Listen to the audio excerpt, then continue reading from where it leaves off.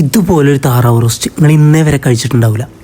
നമ്മളിന്ന് ഫ്രോസൺ താറാവ് എടുത്തിട്ടുണ്ട്. നമുക്ക് ഇതുകൊണ്ട് ഒരു അടിപൊളി താറാവ് റോസ്റ്റ് ചെയ്തൊക്കെയോ. പൊതുവെ താറാവിറച്ചിനോട് വലിയ താല്പര്യമില്ലാത്ത ആൾക്കാരല്ലേ ഈ വീഡിയോ കാണുന്ന പകുതി ആൾക്കാരും. എന്നാൽ ഈ രീതിയിലൊന്ന് താറാവ് റോസ്റ്റ് ഉണ്ടാക്കി നോക്കി, നിങ്ങൾക്ക് എന്തായാലും ഈ റെസിപ്പി ഇഷ്ടപ്പെടും.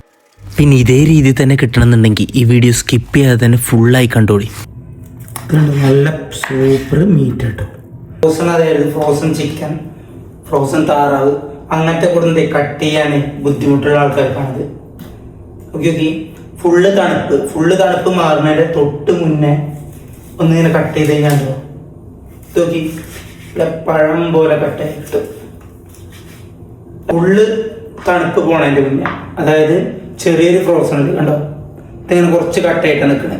ഈ ഒരു ടൈപ്പിലായി നിൽക്കുന്ന സമയത്ത് കട്ട് ചെയ്ത് കഴിഞ്ഞാൽ പെട്ടെന്ന് കട്ട് ചെയ്യാൻ പറ്റും. ഈ താറാവിനുണ്ടല്ലോ 2 ഞാറാൻ വില വരുന്നത്. 1,800 തൂക്കമുള്ളതാണ് ഈ താറാവ്. നാളത്തെ ഏകദേശം ഒരു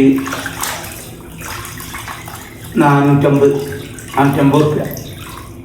ഫിലിപ്പീൻസിൻ്റെ സാധനം അതുകൊണ്ട് ആദ്യം നമ്മുടെ കുക്കറിൽ കൂടുതൽ മസാലകളൊന്നും ഇടാതെ മഞ്ഞപ്പൊടിയും ഉപ്പും കുറച്ച് മല്ലിപ്പൊടിയും കുരുമുളക് പൊടിയും കൂടി ഇട്ടിട്ട് 1-2 വിസിൽ അടിച്ചെടുക്കാം. ഈ താറാവുണ്ടോ ഇത് 2-3 തവണ കഴിക്കാനുള്ളതുണ്ട്. നൈസ് സാധനം 3-4 വട്ടം കഴുകിയെടുത്താറുണ്ട്. നമ്മളിതിൽ കല്ലുപ്പാട്ട് ചേർത്ത് കൊടുക്കണം. കല്ലുപ്പിൻ്റെ കണക്കൊക്കെ എങ്ങനെയാണാവും, എന്നാലും നമ്മൾ ഏകദേശം ഒരു ഊഹം വെച്ചിട്ട് കൊടുക്കണം. ഇതാണെങ്കിൽ നാട്ടിൽ നിന്ന് അമ്മ കൊടുത്ത നല്ല വറുത്ത് പൊടിച്ച മല്ലിപ്പൊടിയാണ്. ഇവിടുത്തെ കാലാവസ്ഥ മാറിയോണ്ടല്ലേ നമ്മളെ സൗണ്ടൊക്കെ പോയത്. നമുക്ക് പിന്നെ കുറച്ച് ഗ്രാമ്പു, കറുകപ്പട്ട, ഏലക്കായ ഇതൊക്കെ ഒന്ന് ഇട്ട് കേട്ടോ. ആവശ്യത്തിനുള്ള കുരുമുളക് പൊടി ഇതൊക്കെ മെയിൻ സാധനം കേട്ടോ. മെയിൻ ഇൻഗ്രീഡിയൻ്റ് എന്ന് പറയില്ല, ആ സാധനമാണ് ഈ കുരുമുളക് പൊടി. പിന്നല്ലേ ആവശ്യത്തിന് മഞ്ഞപ്പൊടി. ഇത് നാട്ടിൽ നിന്ന് പോകുന്ന മഞ്ഞപ്പൊടി തന്നെ ഒക്കെ അമ്മ പൊടിപ്പിച്ച് കൊടുത്തയച്ചതാണ്. ഇത്രയും സാധനങ്ങൾ ഇട്ടിട്ടുണ്ടല്ലോ, ഇത് നന്നായിട്ട് കുഴച്ചെടുക്കുക.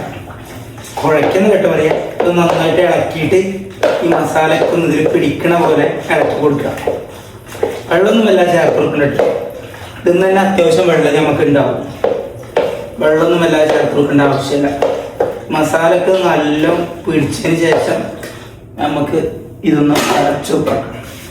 ഈ വീഡിയോ എടുക്കണതിൻ്റെ ഏറ്റവും വലിയ പണി എന്ന് പറഞ്ഞാൽ ക്ലീനിങ് ആണ്. അതിന് ഒരു 2 വിസിൽ, അത് 2 വിസിൽ അടിക്കട്ടെ. നമുക്ക് ചെറിയ കുറച്ച് പരിപാടികളുണ്ട്. ചില്ലി ഫ്ലേക്സ് അറിയില്ലേ, ആ സംഭവം. ഇത് ചില്ലി ഫ്ലേക്സ് വാങ്ങിയതുണ്ടായിരുന്നു, അതുകൊണ്ട് കഴിഞ്ഞു.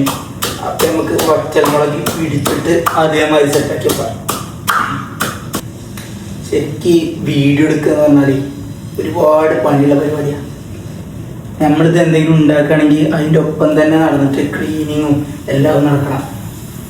കാരണം അതെല്ലാവരും ഉപയോഗിക്കുന്ന ഫ്ലാറ്റല്ലേ, നമ്മുടെ സിംഗിൾ റൂം അല്ലല്ലോ. അതുകൊണ്ട് തന്നെ നമ്മളെന്തെങ്കിലും ഒരു സാധനം കുക്ക് ചെയ്യേണ്ടതുണ്ടെങ്കിൽ അതിലൊപ്പം തന്നെ ക്ലീനിങ്ങും നടത്തരുത്. അതാകുമ്പോൾ പിന്നെ ഒക്കെ കഴിഞ്ഞിട്ടൊരു ക്ലീനിങ്ങിന് എല്ലാവർക്കും ഒരു മടി ഉണ്ടാവില്ലേ. ഇതാവുമ്പോൾ ആ പ്രശ്നമല്ല. ഫസ്റ്റ് വിസിൽ വരുന്നവരെ നല്ല ഹൈ ഫ്ലെയിമിൽ തന്നെ വെച്ച് കൊടുക്കിട്ടോ. ഫസ്റ്റ് വിസിൽ പെട്ടെന്ന് വന്നോട്ടെ, പിന്നെ നമുക്ക് ഫ്ലെയിം കുറച്ച് വെച്ച് കൊടുക്കാം.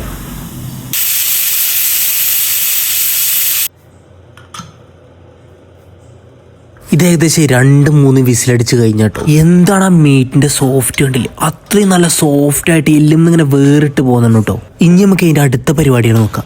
ഉള്ളിയും തക്കാളിയും നല്ല ചെറുതാക്കി അരിഞ്ഞെടുത്തതാണ്.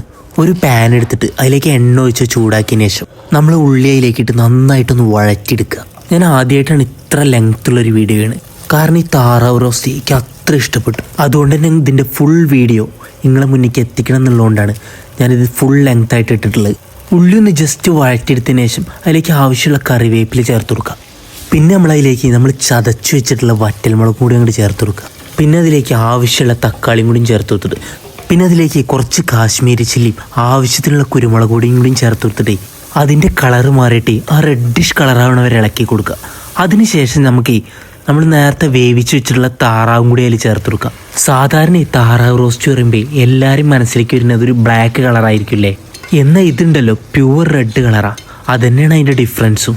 ഇതൊന്ന് നന്നായിട്ട് ഇളക്കി കൊടുത്തതിന് ശേഷം ഒരു 10 മിനിറ്റ് വേവിച്ചിട്ട് ആ വെള്ളമൊക്കെ ഒന്ന് വറ്റിച്ചെടുത്ത് കഴിഞ്ഞാണ്ടല്ലോ എൻ്റെ മക്കളെ ഒരു അടിപൊളി താറാവ് റോസ്റ്റ്.